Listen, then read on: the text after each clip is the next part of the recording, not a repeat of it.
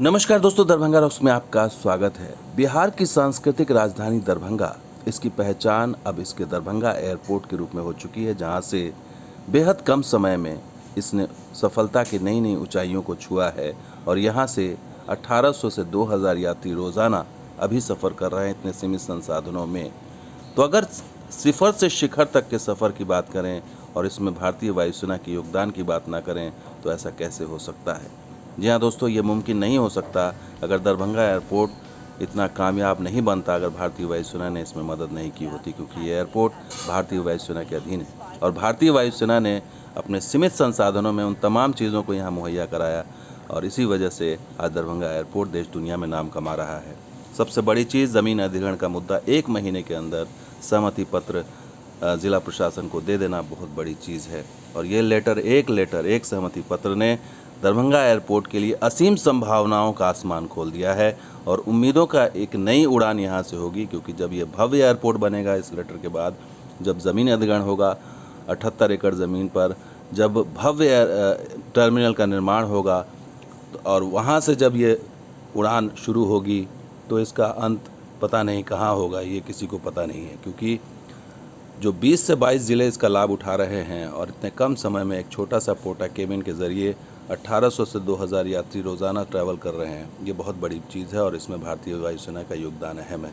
और वो कैसे है, वो ये एक प्रेस विज्ञप्ति जो जारी हुआ भारतीय वायुसेना की तरफ से, उसमें ये साफ साफ बयां किया गया कि किस तरह से उन्होंने अपार योगदान दिया है भारतीय वायुसेना ने उड़ान संचालन में। और वो सबसे बड़ी चीज़ ये थी कि शुरू में रनवे पर एक विमान लैंड होता था, दूसरा विमान लैंड नहीं हो सकता था और वो अनुमति दी गई। ये बहुत बड़ी चीज़ है कि टर्न पैड पर विमान को पार्क करने की अनुमति दी गई, ये पहली चीज़। और इसके अलावा पर्याप्त आकार का एप्रॉन बनाने के लिए अपने परिसर में भारतीय वायुसेना ने एयरपोर्ट अथॉरिटी ऑफ इंडिया को भूमि प्रदान की, एप्रॉन बना बाद में। फिर तीसरी चीज़ है, भारतीय वायुसेना ने मोबाइल एयरफील्ड लाइटिंग सिस्टम को अपने परिचालन आधार से दरभंगा में ट्रांसफ़र कर दिया कि ताकि परिचालन में कोई दिक्कत ना हो। भारतीय वायुसेना ने अगली जो मदद की उसमें भारतीय वायुसेना ने अपने सीमित संसाधनों में हवाई क्षेत्र में उड़ानों के दिन के संचालन के आश्वासन के साथ अनुमति दी ताकि कोई खतरा ना हो।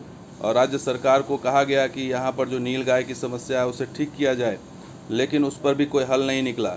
इसके अलावा भारतीय वायुसेना ने राज्य और ज़िला प्रशासन को भारतीय वायुसेना के फाटक को बाईपास करते हुए टर्मिनल से एक अलग से प्रवेश द्वार बनाने को कहा, लेकिन सर्वेक्षण राज्य सरकार को करना था, लंबे समय से नहीं किया गया और ज़मीन पर कोई प्रगति नहीं हुई। यानी ये सारी चीज़ें पॉइंट आउट की गई कि यहाँ तक कि गेट तक एक अलग गेट बनाने के लिए कहा गया था, लेकिन ये बिहार सरकार नहीं कर पाई, ज़िला प्रशासन नहीं कर पाया।